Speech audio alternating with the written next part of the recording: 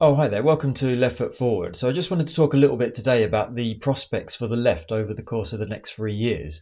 So I'm talking today a few days after the Green Party's huge electoral breakthrough in Gorton and Denton, where Hannah Spencer absolutely smashed the Reform and Labour candidates. And you know what? Waking up to see that result, it was probably the first time I've had hope in politics since maybe sort of 2017. And so against that backdrop, feels a little bit weird to now be talking about the big losers from last week, the Labour Party, but I think it's important to do so because much of what happens in British politics over the coming years leading up to the next general election is going to come down to what Labour do from this point on. So broadly speaking, we've got the Green Party as an insurgent sort of populist force on the left, and they're likely to do, extremely well in inner cities and in certain constituencies across England. Then we've got the Lib Dems who are, mopping up the pro-European ex-Tory vote. And then we've got the SNP in Scotland and Plaid Cymru in Wales who are going to draw in, progressive and left-leaning voters in their respective countries. And so what we really need is a sort of decent centre-left proposition in England. And the reason I'm going to talk about the Labour Party here is because although I think the Green Party might get there eventually,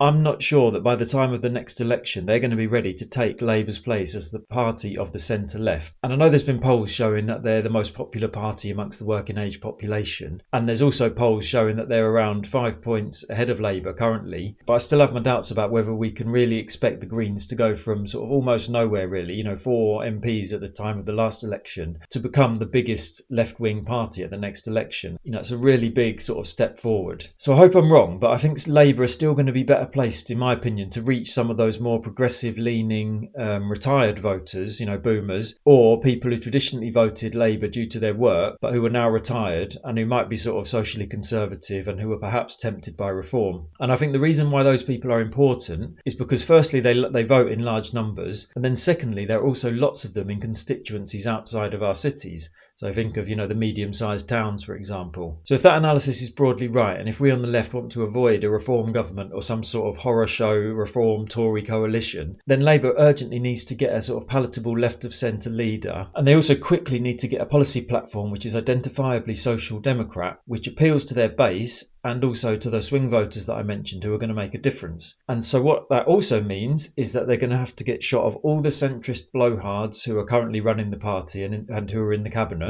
Think of Wes Streeting, Liz Kendall, Yvette Cooper, Steve Reid, David Lammy, and of course Starmer and Reeves. They've all got to go, haven't they? These people, they've proven that they can't be worked with, they can't compromise, and they've proven also that they're a busted flush on their own terms as bland technocrats because it's been total chaos for the last 18 months. So in my opinion, Labour, they need a leader who's untainted by association. They need someone with progressive credentials, but who can also appeal to swing voters and to socially conservative older voters. And then they also need to find enough competent people to fill an entire cabinet. And I think because Labour are now so unpopular, above all else, they're going to need someone who's amenable to working with other parties of the left and also the centre left, and who is willing to be explicit about the need to work together to prevent a reform hard right government. And so in practice, I think that might mean, both the Greens and Labour and certain other parties sort of standing down their ground troops in certain constituencies at the time of the next election. So all of that is a hell of a lot that needs to happen. What do I think the likelihood of all that is happening before the next election? Very slim, to be honest. And I think ultimately it's going to come down to whether any Labour politician is able to look beyond their own and their party's interests to see the big picture. And that's going to involve huge leadership qualities and a sort of emotional intelligence that very few Labour politicians seem to possess. Because if any Labour politician is being honest, they must know that they cannot win a majority at the next election and possibly ever again